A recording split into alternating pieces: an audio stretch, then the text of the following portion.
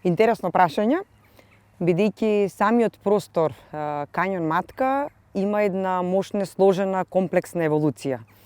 Уште од самото формирање на планетата Земја, кога доаѓа во прекамбриум, до формирање на копнените површини, овој простор е зафатен со еволуција, значи од тогаш почува неговата еволуција. Се наоѓа во една фаза на длабока морска седиментација, кога се формираат овие значајни карбонатни комплекси. Потоа во еволуцијата имаме една радијална тектоника, односно издигнување и искршување на просторот, и сето тоа надополнето со многобројните пукнатини, раседи, водата, всекувањето на реката Треска низ текот на еволуцијата влијаеле врз вака сложена и комплексна, да кажам, карстолошка или пак геоморфолошка структура. Целокупната еволуција која што се случувала низ геолошката еволуција, секако дека ова подрачје го вбројуваат меѓу едно од најзначајните, најмаркантните простори не само во Македонија, туку и на поширок европски простор.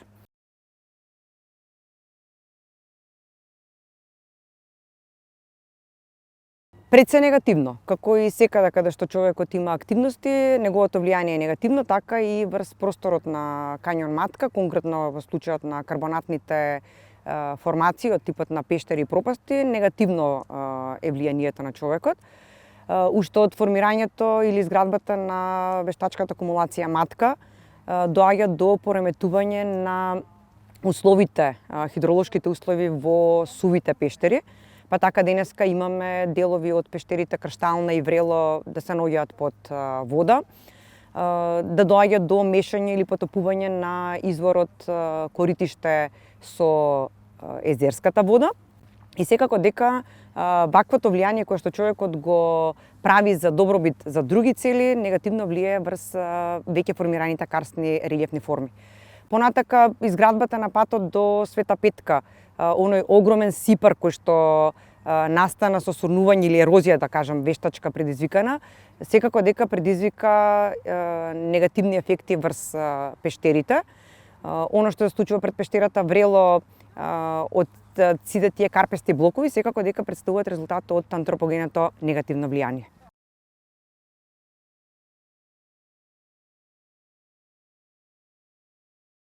Како резултат на сложената геолошка еволуција и карбонатните карпи кои што се јавуваат на просторот, има формирано неколку пештери и пропасти. Најголемиот дел од нив се со помала должина, меѓутоа се многу интересни во поглед на тоа што се добро зачувани, богати се со пештерски украси и се во тој поглед значајни.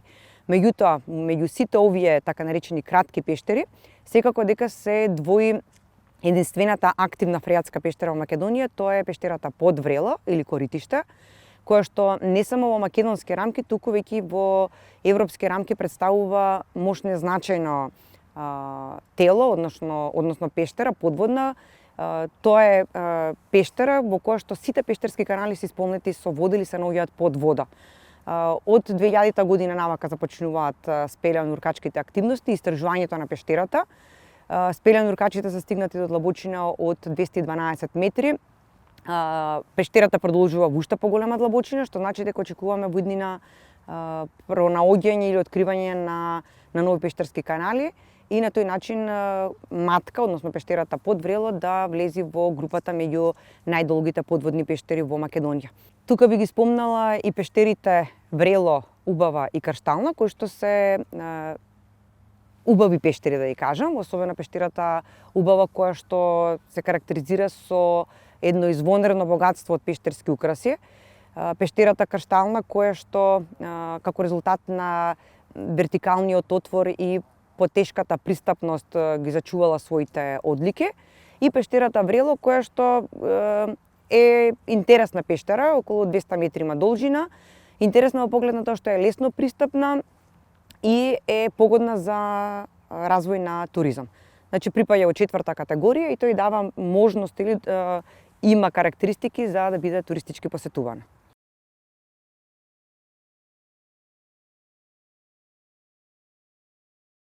Според категоризацијата која што е направена, единствено пештерата Врело која што припаѓа во 4-та категорија и пештерата Убава која што припаѓа во 2-та категорија имаат можност за туристичка дејност. Сега за пештерата Врело, која што е единствената, можам да кажам, пештера за масовен туризам во нашата земја, сметам дека треба да се води понатако одржливо управување, односно од една страна да преземаме заштитнички мерки и да ја чуваме пештерата, меѓутоа од друга страна да развиваме и туризам, односно да го покажуваме она што го имаме во тој карстен предел. Од друга страна пак за пештерата убава, сметам дека и покрај тоа што категоријата на која што припаѓа дава можност за туристичка посета, мислам дека не треба да биде адаптирана за туризам од проста причина што како прво повторно како резултат на антропогените активности пристапната патека е уништена, дел од патеката не е безбедна, а од друга страна пак пештерскиот екосистем кој што е добро зачуван, сметам дека треба и понатака да биде одржуван, односно да биде заштитен. Или пак доколку се одлучи да туристички се уредува оваа пештера, сепак тука не би требало да доаѓаат големи групи на посетители, би требало да доаѓаат мал број на посетители и тие да бидат во не толку чест интервал како што би било на пример кај пештерата Врело. Пештерата Врело која што представува, како што реков, единствена туристичка пештера за масовен туризам, уредена, адаптирана во нашата земја, секако дека треба да има одреден заштитнички третман. Во светот обично кога пештерите се пуштаат во туристичка употреба, не се гледа само профитот од нив, туку се гледа и заштитната улога. Значи треба ние да преземеме некакви активности за да ја заштитиме пештерата, пештерскиот екосистем и пештерската фауна која што се наоѓа во таа пештера. Во тој контекст мислам дека управителот на заштитеното подречје би требало широко да се работува со засегнатите страни, за да се преземат со цел најсоодветни мерки за управувањето и одржувањето на просторот.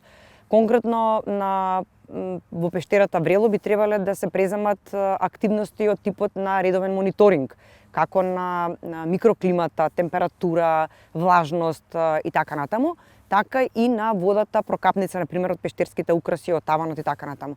Зошто е ова битно? Бидејќи со добивање на резултатите кои што би ги добивале од мониторингот, ние би знаеле, односно би добиле податоци и информации како треба да управуваме во иднина. Дополнително овде би ја спомнала и пештерата под Врело, односно карстниот извор Коритиште, кој што е од огромно значење за Скопје и Скопската котлина, по тоа што има околу 2000 литри во секунда вода, питка вода, квалитетна вода, и е втор најсилен извор после Рашча во Скопската котлина. Така да веројатно тука би требало да се насочи мониторингот на овој извор и да се види дали може да има некаква алтернативна употребна вредност во иднина. Од моите информации во минатото Управата за хидрометеоролошки работи и водовод спроведувале редовен мониторинг на водата и мислам дека во тој контекст треба и понатаму да имаме редовно следење на природните богатства со цел да знаеме како ние рационално и правилно да управуваме и да ги искористуваме нашите природни вредности.